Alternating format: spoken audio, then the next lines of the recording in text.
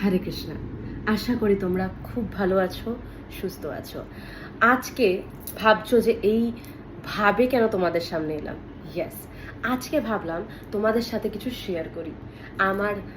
আমি নিজে রেডি হব, আর রেডি হতে হতে তোমাদের সাথে কিছু শেয়ার করব।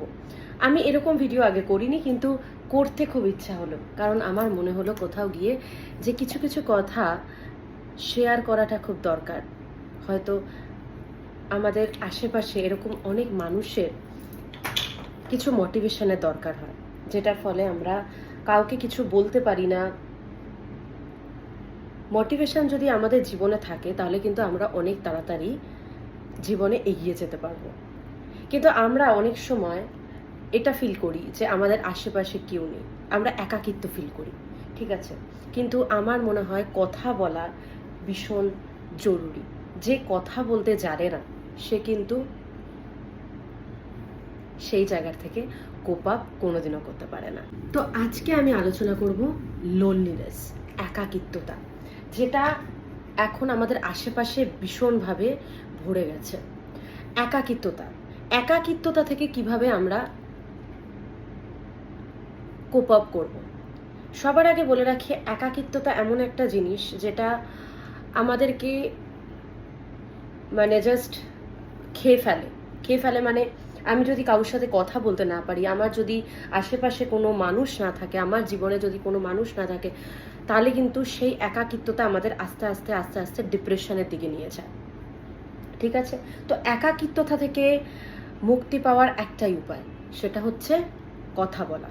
তুমি যখন কথা বলবে, তুমি যখন তোমার আশেপাশে হয়তো কেউ নেই, কিন্তু তুমি এমন কাউকে খুঁজে নাও যে তোমার, দেখো আমাদের জীবনে কেউ না কেউ তো থাকে, ঠিক আছে। কেউ না কেউ থাকে আমাদের জীবনে যারা আমাদেরকে হেল্প করতে অনেকটাই সাহায্য করে। তো সেরকম কোনো মানুষকে তোমাকে খুঁজে নিতে হবে, খুঁজে তো নিতেই হবে, কারণ একাকিত্বতা কিন্তু মানুষকে বাঁচতে দেয় না, এটা কিন্তু একটা রোগ। তাই একাকিত্বতা থেকে মুক্তি পেতে গেলে তোমাকে কাউকে না কাউকে খুঁজতে হবে, আর তার সাথে তোমাকে কথা বলতে হবে। এবার আসবো সেকেন্ড পয়েন্টে, নিজেকে কাজে ব্যস্ত রাখা। যখন তুমি নিজেকে কাজে ব্যস্ত রাখবে তখন কিন্তু তোমার এই একাকিত্ব ফিলটা হবে না। এবার কাজের জায়গায় আমাদের অনেক রকমের মানুষ থাকে, আমরা বিভিন্ন রকমের মানুষের সাথে ঘুরি ফিরি, বিভিন্ন রকমের কথা বলি, বিভিন্ন রকমের টপিক নিয়ে কথা হয়, তখন কিন্তু আমাদের মধ্যে এই একাকিত্ব যে জিনিসটা সেটা কিন্তু আমরা ফিল করতে পারি না। তাই একাকিত্বতা থেকে বাঁচতে গেলে সবার আগে নিজেকে কাজের মধ্যে ব্যস্ত রাখো। যখন তুমি তোমার মাইন্ডকে কাজের মধ্যে ব্যস্ত রাখবে তখন কিন্তু তোমার ভিতরের যে এই লোনলিনেস, এই ফাঁকা জিনিসটা, তারপরে বিভিন্ন রকমের চিন্তা, এইগুলো থেকে কিন্তু তুমি মুক্তি পারবে। তাই সবার আগে নিজেকে কাজে ব্যস্ত রাখা। 3 নম্বর পয়েন্ট, ফেভারিট, তোমার সব থেকে যে ফেভারিট জিনিস সেটার উপরে কাজ করা। তোমার সব থেকে যেই জিনিসটা ভালো লাগে সেই জিনিসটার উপরে কাজ করো, তাহলে কিন্তু দেখবে তোমার ওই একাকিত্বতা, যে লোনলিনেসটা, এটা আস্তে আস্তে কেটে যাচ্ছে।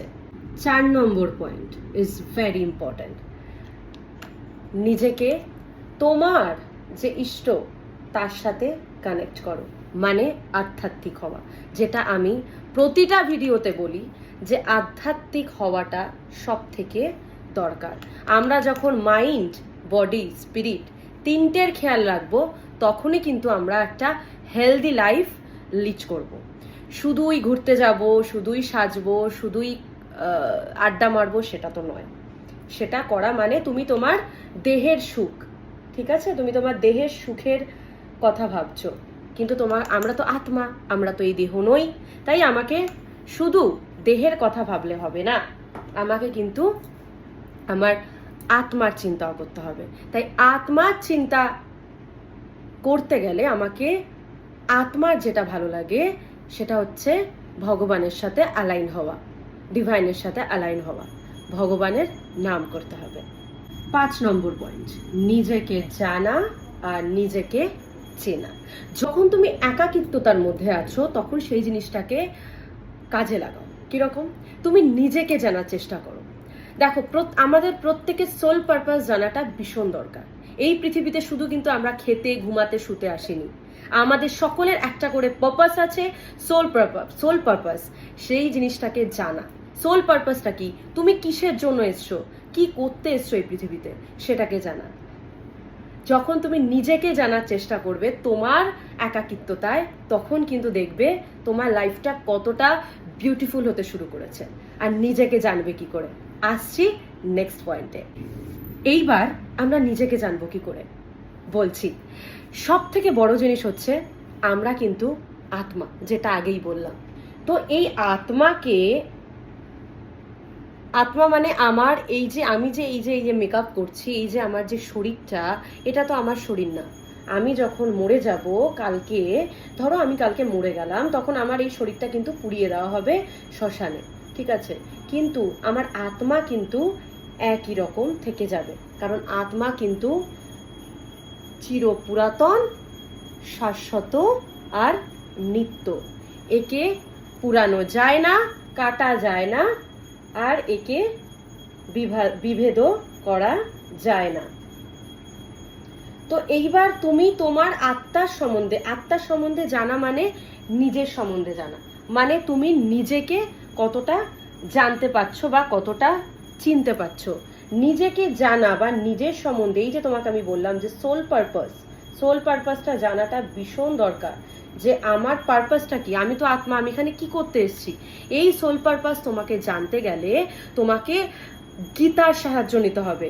দেখো, হিন্দু, মুসলমান, খ্রিস্টান, শিখ, এই বিভিন্ন রকমের ধর্মের মধ্যে আমরা কিন্তু আটকে আছি, কিন্তু অ্যাকচুয়ালি কিন্তু আমরা হিন্দু, মুসলমান, খ্রিস্টান, শিখ কিছুই নয়। আমরা আত্মা, আমরা সনাতনী।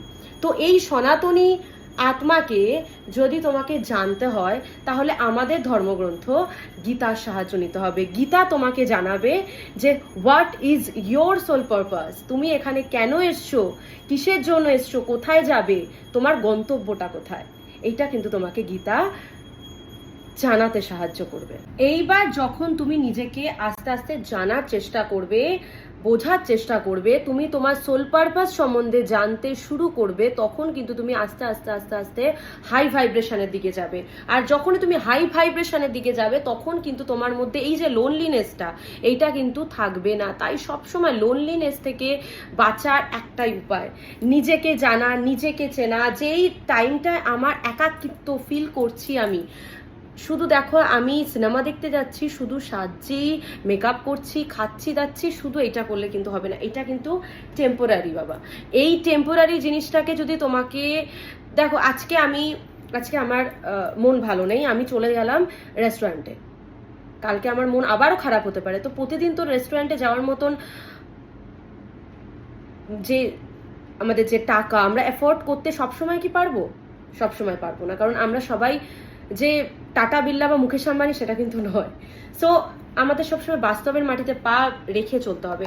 আমি সবসময় একটাই কথা বলি, ইভেন সাইকাটিস্টরাও একটাই কথা বলে, যে মাইন্ড, বডি, স্পিরিট, এই তিনটে ধ্যান যদি তুমি নাও, তাহলে তোমার মধ্যেই একাকিত্ব, লোনলিনেস থাকবেই না। এটা 90% রেশিওতে এখন চলছে, যে সবার মধ্যে এখন একটাই জিনিস, একাকিত্বতা। এই একাকিত্বতা থেকে তুমি যদি বাঁচতে চাও, এই ডিপ্রেশন থেকে যদি তুমি বাঁচতে চাও, তাহলে তোমাকে প্রচুর পরিমাণে জ্ঞান অর্জন করতে হবে। যখন তুমি তোমার মধ্যে ভালো ভালো জিনিস ইনপুট করবে, যখন তুমি তোমার মনের মধ্যে ভালো ভালো জিনিস ইনপুট করবে, তখন কিন্তু তোমার এই যে একাকিত্বতা, এই নিঃসঙ্গতা, যেটা যে কেউ সাথে নেই, এই জিনিসটা কিন্তু তোমার মধ্যে থেকে চলে যাবে। লাইফ ইজ ভেরি বিউটিফুল, এটাকে শুধু শুধু নষ্ট করো না। যখন তোমার একাকিত্ব লাগবে, তখন তুমি নিজেকে যেই পয়েন্টগুলো আমি বললাম, সেই জিনিসগুলো যদি তোমার মধ্যে তুমি ইনপুট করতে পারো, তাহলে কিন্তু তুমি একটা ভালো লাইফস্টাইল লিড করতে পারো। আর যদি তুমি ভাবো যে না আমি করব না, তাহলে কিন্তু তোমার লাইফ কোনো দিনও এগোবে না, তুমি সেই জায়গাটাতেই পড়ে থাকবে। তাই সবসময় আমার মনে হয় যে নিজেকে ভালোবাসার একটা মাত্রই উপায় তোমার একাকিত্বটাকে কাটানোর। নেক্সট পয়েন্ট, তুমি যদি তোমার একাকিত্বটাকে কাটাতে চাও, তাহলে তুমি তোমার সব থেকে ফেভারিট যে জিনিসটা, যেটা আমি আগের পয়েন্টেও বলেছি, যে তোমার সব থেকে ধরো ফেভারিট জিনিস, তুমি রান্না করতে ভালোবাসো, তুমি রান্না করো।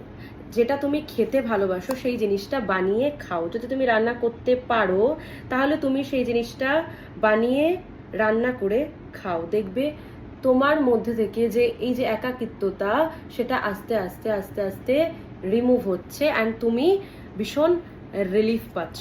বা যদি ধরো তুমি খুব সুন্দর আঁকো, খুব সুন্দর নাচতে পারো, খুব সুন্দর গান গাইতে পারো, তো সেই একাকিত্বতাতে সেই জিনিসটাকে কাজে লাগাও। দেখবে তোমার এই একাকিত্বতা কোথায় উড়ে গেছে। দেখো, এই পৃথিবীতে আমরা সবাই একা এসেছি, একাই যাব, ঠিক আছে? এই একাকিত্বতা অনেক কিছু থেকে আসে, যখন আমরা আমাদের মনের মতো কোনো মানুষকে খুঁজে পাই না বা তারা আমাদেরকে সময় দেয় না। তো কেন এত এক্সপেকটেশন রাখবো? যখন কেউ আসছে না সেই টাইমটাকে নিজের জন্য কাজে লাগাও। যেটা তুমি খেতে ভালোবাসো সেটা বানিয়ে খেয়ে নাও। তুমি যদি আঁকতে ভালোবাসো, তুমি সুন্দর সুন্দর ছবি আঁকো। তুমি যদি নাচ করতে ভালোবাসো তাহলে তুমি নাচ করো। তুমি যদি গান গাইতে ভালোবাসো তাহলে তুমি গান গাও। যেটা তোমার হ্যাবিট, যেটা তোমার হবি, সেটা তুমি করো। তাহলে দেখবে এই একাকিত্বতা থেকে কিন্তু তুমি খুব তাড়াতাড়ি মুক্তি পাবে। লাইফে অনেকে আসবে, অনেকে চলেও যাবে, কিন্তু তার জন্য নিজেকে একাকিত্ব ফিল করা, বা যদি কেউ এরকম নাও থাকে, আমাদের অনেক সময় এমনি নিজেকে খুব একাকিত্ব ফিল হয়।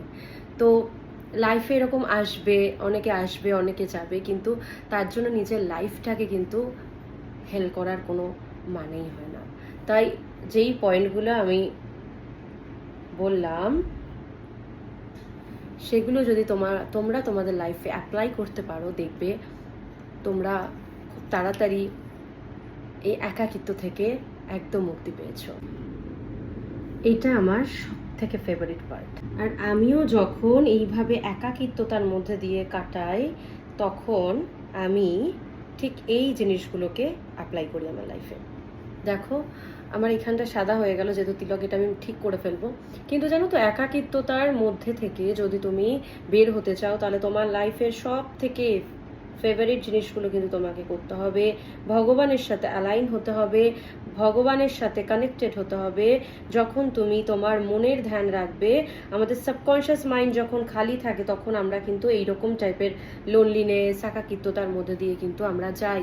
তাই জন্য সবসময় নিজের মধ্যে কোনটা ভালো, সবসময় আমাদেরকে বিচার করতে হবে, কারণ ভগবান আমাদেরকে বুদ্ধি দিয়েছে বিচার করার। তাই কোনটা আমার জন্য ভালো, কোনটা আমার জন্য ভালো না, কোনটা আমার জন্য বেটার, কোনটা আমার জন্য বেটার নয়, সেটা কিন্তু আমাদেরকে দেখতে হবে, ঠিক আছে? তাই সব কিছুই করবো, সব কিছুই বুঝবো, সব কিছুই দেখবো, কিন্তু যেটা আমার জন্য বেটার হবে সেটাই আমি করব। আমি সিঁদুরের টিপ পরতে না ভীষণ ভালোবাসি। জানি না, আমার এটা একটা মানে বাঙালিয়ানা ফিল হয়। আজকে যেহেতু একটা প্রোগ্রামে যাব, তো সেই জন্য আমি একটু ভারী মেকআপ করেছি। আর আমি যে শাড়িটা পরবো সেই অনুযায়ী আমি মেকআপটা করেছি। Okay, so this is my final look. তোমরা সকলে সুস্থ থেকো, ভালো থেকো, নিজের খেয়াল রেখো, আর আমার কথাগুলো অবশ্যই মাথায় রেখো। আর যদি আমার সাথে কথা বলতে চাও, আমার উপরে দেওয়া কন্ট্যাক্ট নাম্বারে কন্ট্যাক্ট করো, আমি তোমাদের অবশ্যই হেল্প করব। হরে কৃষ্ণা।